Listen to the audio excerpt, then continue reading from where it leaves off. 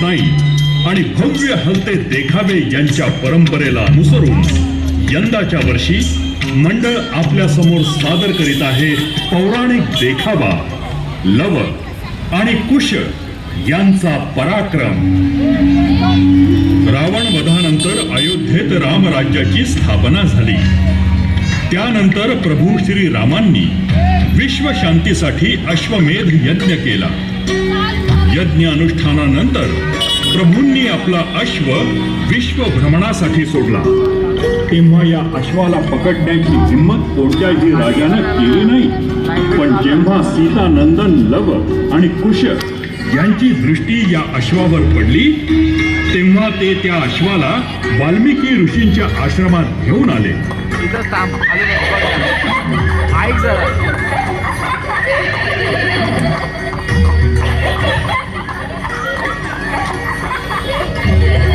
दादा, हा अश्व किती सुंदर आहे नाही आणि रुबाबदार पण आहे. आणि हा बिचारा एकटाच जंगलात फिरत होता. हो ना, बरं झालं आपण याला आश्रमात घेऊन आलो. याला पाहून आपल्या मातेला खूप आनंद होईल. अरे अश्वा, पाय वर कर ना.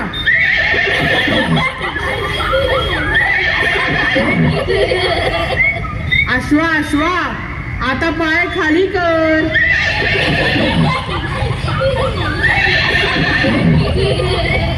अरे वा वा वा वा वा, हा तर आपलं सगळं ऐकतोय. हो ना दादा, आपण या अश्वाला आपल्या जवळच ठेवून घेऊ. या अश्वाच्या मागावर असलेल्या सैनिकांनी हा प्रकार पाहिला आणि ते लवकुश जवळ आले. त्यातील एक सैनिक त्या दोघांना म्हणाला, सावधान ऋषीपुत्रांनो, तुम्हाला माहितीये तुम्ही कोणत्या अश्वाला पकडलंय? नाही, हा कोणाचा अश्व आहे? हा अश्व अयोध्या नरेश श्रीरामांचा आहे. त्यांनी अश्वमेध यज्ञ केला असून हा यज्ञ अश्व विश्वभ्रमणासाठी निघालाय. आणि ह्या अश्वाला अडवणं म्हणजे प्रत्यक्ष अयोध्या नरेश यांना युद्धासाठी आवाहन करणं होय. हे बालकांनो, मुकाट्याने ह्या अश्वाला मुक्त करा. ते शक्य नाही आणि आम्ही कोणाला घाबरत नाही.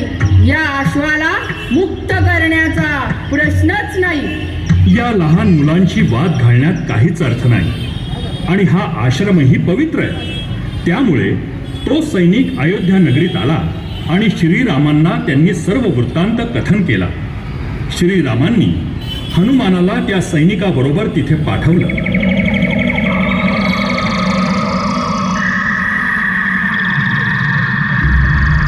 जय श्रीराम.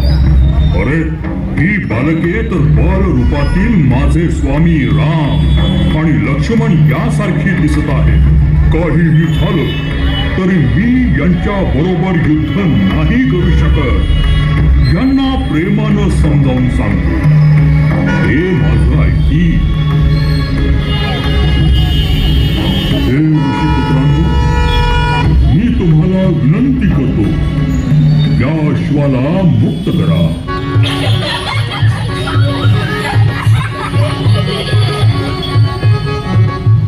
दादा, हा बघ बोलणारा वानर. हे वानरा, आपला परिचय द्यावा. कोण आहेस तू? मी अयोध्या नरेश श्रीराम यांचा दास हनुमान. तुम्ही गुणी बालके आहात. या अश्वाला मुक्त करा.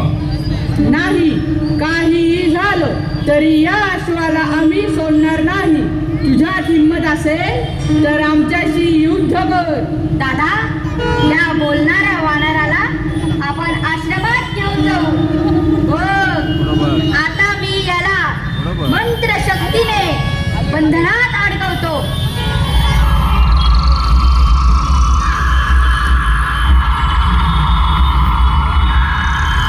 मारुती राया सहजपणे बंधनात अडकले जातात. लवकुश मोठ्यानं हसू लागतात. इकडे अयोध्या नरेश श्रीराम हनुमान अजून का आला नाही म्हणून चिंताग्रस्त होतात आणि लगेच आश्रमस्थळी येतात आणि हनुमानाला बंधनात पाहून आश्चर्यचकित होतात. आणि हनुमानाला म्हणतात, हे महापराक्रमी वायुसूर, या बालकांनी तुम्हाला बंधनात जखडून कसे ठेवले? प्रभू, ही बालके दिव्य शक्ती साधूक आहेत. मला तर ह्यांच्यामध्ये आपले आणि बंधू लक्ष्मण यांचे दर्शन होते, म्हणून मी ह्यांचा प्रतिकार नाही करू शकलो. हे वानरा, अरे तुझेच आमच्या पुढे काही चालत नाही हे सांग. उगाच थापा नको मारू. आणि आपला परिचय काय? मी महाराज दशरथ यांचा ज्येष्ठ पुत्र राम, आणि हा यज्ञाश्व माझाच आहे. अरे बालकांनो, आपला हट्ट सोडा आणि ह्या अश्वाला मुक्त करा. प्रणाम महाराज, आपल्या दर्शनाने आम्ही धन्य झालो. पण आता हा अश्व आमचाच आणि हे वानर सुद्धा. हे बालकांनो, ज्याला तुम्ही वानर म्हणत आहात तो वायुपुत्र हनुमान आणि माझा दास आहे. द्रोणागिरी पर्वत आपल्या तळ हातावर उचलून आणणारा, लंका दहन करणारा हाच तो महापराक्रमी हनुमान. जर हा वानर इतका श्रेष्ठ असेल तर याने आपला प्रताप आम्हाला दाखवावा, तरच आम्ही या अश्वाला मुक्त करू. हनुमंता, दाखव आता तुझा प्रताप या बालकांना. जशी आपली आज्ञा प्रभू. जय श्रीराम.